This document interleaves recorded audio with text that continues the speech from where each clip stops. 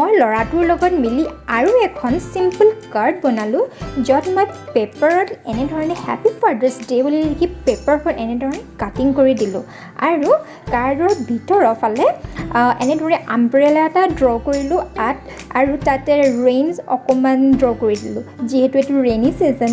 আৰু তাত লিখিলো লাভ ইউ ডেটা যেহেতু হি দেউতাকক ডেটা বুলি কয় আৰু তাক ট্ৰেছ কৰিবলৈ দিলো আৰু মই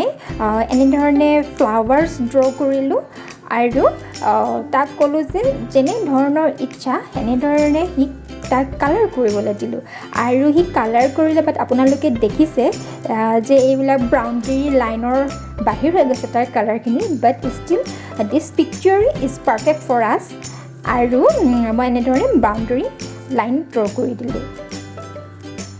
আশা কৰিম যে আপোনালোকে এই সিম্পল কাৰ্ডখনৰ আইডিয়া এপ্ৰিচিয়েট কৰিব বুলি Please subscribe my channel, like, comment and share and also take care of yourself and your family. So, আজিলৈ আহো